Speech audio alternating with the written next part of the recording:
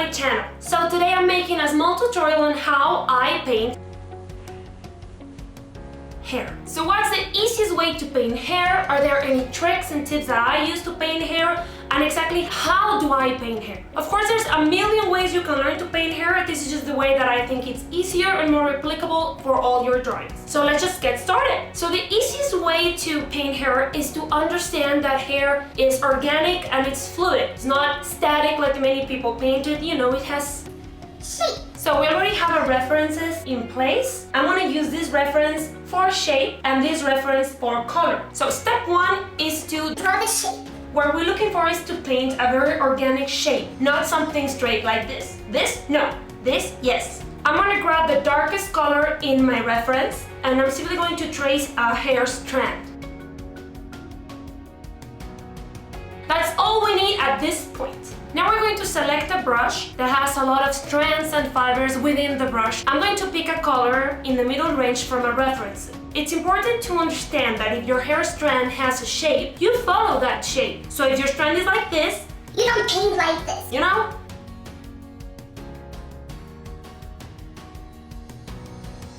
So it's important to define where the light is coming from. In this case, I'm picking right in the middle of the strand. So if the light's strongest point is in the middle, then the shadows would be in all these parts. For obvious reasons. Perfect! Now we're gonna color pick a color that is way lighter and we're going to put it in the areas that are on top of the hair strand.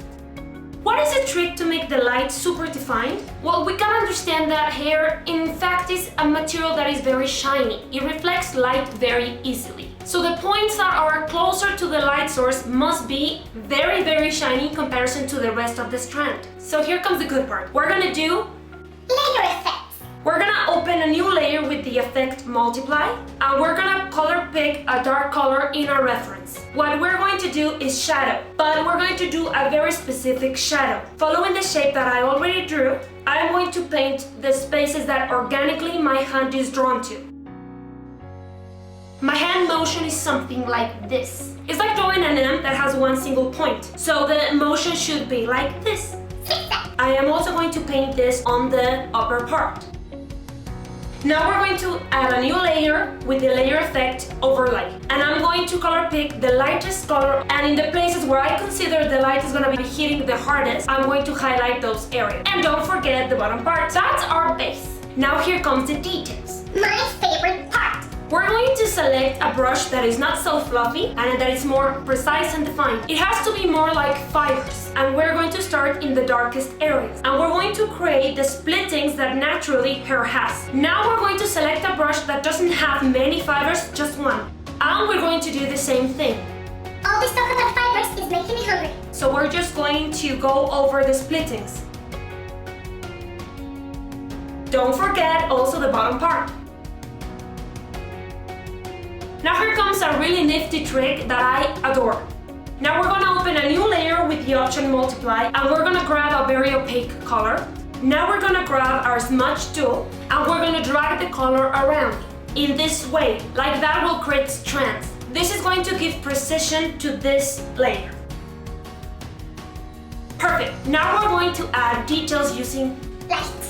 We're going to color pick our lightest color in the reference and we're going to light it up even more. The layer option will be in overlay and we're going to do the same movement with the smudge tool. Now we're going to do a color wash. I'm gonna pick a color in the middle range. I'm gonna select the layer option and multiply and lower the opacity. And I'm simply going to erase the top part of our hair strand, you know, where the light is hitting the hardest. And then I'm gonna grab the smudge tool to refine the edges. Now we're gonna grab a brush that has only one fiber. God, now I really want a croissant. And what we're going to do is simply detail the splittings that our design already has. It's much better if you don't draw straight lines. Once in a while, simply join one strand with the other. That's how hair naturally works.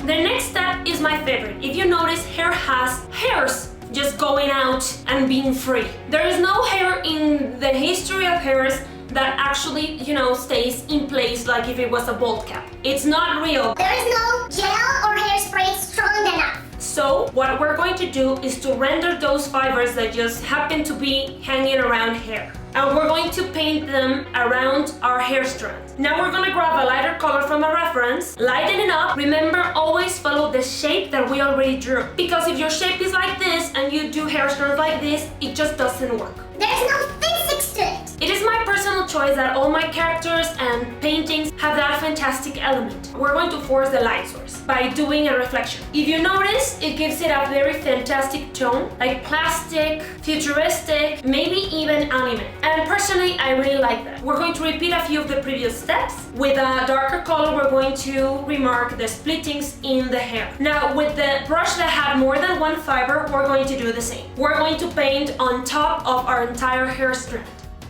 To give the final touches, we're going to change the color of the background to a very, very dark color. Lastly, we're going to add a new layer with the effect overlay with the lightest color of our drawing, and we're going to do loose hairs again. Free hairs. Rebels.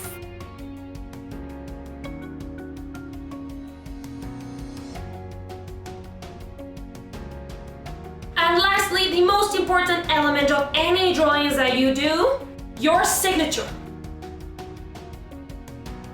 Never upload anything to the internet that is not signed by you, even if it's a sketch or a doodle that you made on your aunt's napkin. So there it is, a small tutorial on how to paint hair.